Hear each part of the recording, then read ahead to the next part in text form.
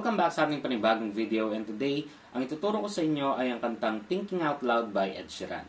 So before tayo mag-start, ang bilang ng string natin ay 6, 5, 4, 3, 2, 1. So umpisa na natin sa verse. Yung unang chords natin ay D.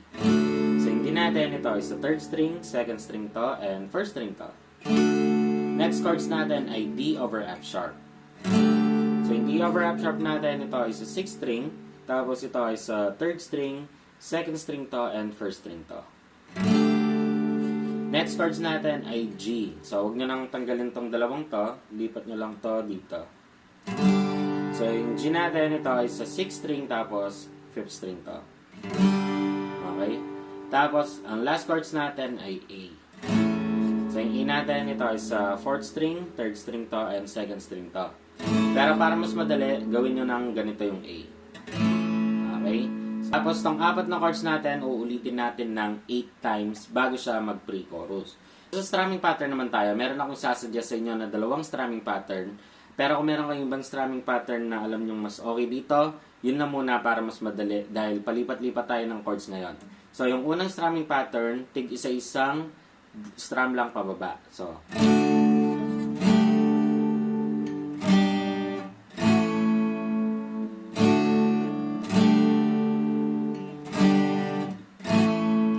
so, yun yung sobrang dali na strumming pattern. Yung pangalawa naman ay down, up, tapos stop. So, ganito siya. Tapos, D over F sharp natin ay down, down, down, up. Okay? So, ganito siya.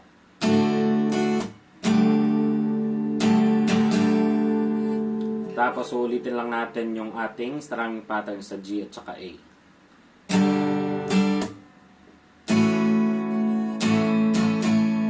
Okay, para mas magets natin, practicein natin na sabay-sabay.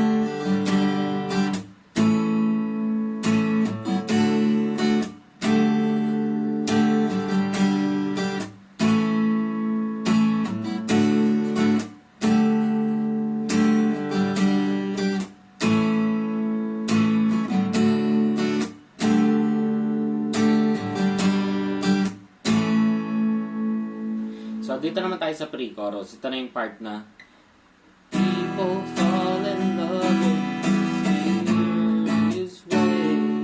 So, yung mga chords natin doon ay E minor. So, yung E minor natin, ito ay sa 5th, tapos 4th string to. Pero, i-strum nyo pa rin tong mga natitirang string. Okay? Tapos, A, and then D. Tapos, babalik ng E minor, tapos A. Next natin, E minor, tapos A, and then B minor. So, yung B minor naman natin, ito ay sa 5th string hanggang 1st string. Tapos, ito ay sa 4th, 3rd string to, and 2nd string to. Ngayon, kung nahihirapan kayo sa ganito, pwede nyo naman ilipat yung hintuturo nyo dito sa ating 1st string. Okay? Pero huwag nyo nang ipipick itong 5th string. Okay? Tapos, babalik ng E minor, tapos A. Tapos, chorus na nun. So, sa strumming pattern naman tayo. Para sa lahat ng E minor na yan, ang strumming pattern natin ay down, down, up, up, down, down, up, down, up. Okay? Tapos, para sa dalawang A na yan, before yung D at before yung B minor, ang strumming pattern natin dyan ay down, up, tapos stop. Okay? And then, dito sa D at B minor natin, ang strumming pattern natin dyan ay down, down, down, up, down, up. Tapos, para doon sa Pangalawang A, yan, yung naka-yellow na yan. Kukumpletuhin lang natin din yung ating strumming pattern kagaya ng E minor. Pero dito sa pinakadulong A, ang strumming pattern natin dyan ay puro pababa. Parang pa-hype na siya papuntang chorus. So, ganito na lang siya. So, alam ko medyo magulo na. Practicein natin ng sabay-sabay para mas magets natin ng mabilis. 1, 2, 3, go. People fall in love this way.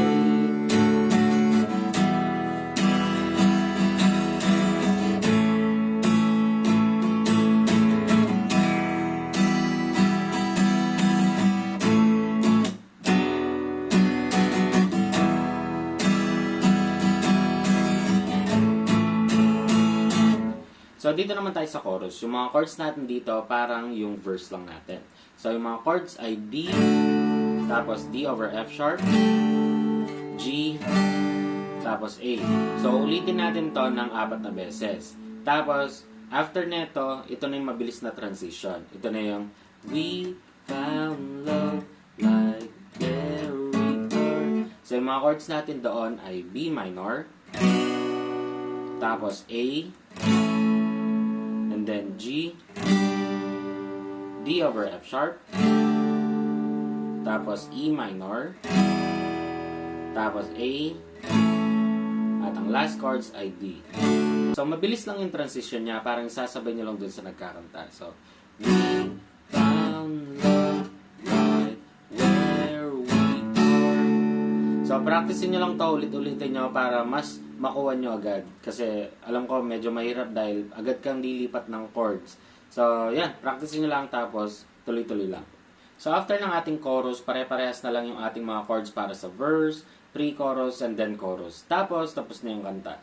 So, diba sobrang dali lang ng kantang ito. At kung gusto mo yung mga ganitong kadadaling guitar tutorial, mag-subscribe ka na at i-hit mo na yung notification bell para lagi kang updated sa ating mga videos. At hanggang dito na lang itong video ito. Maraming salamat sa panonood. At muli, ako si Max from Guitar Tips and peace out.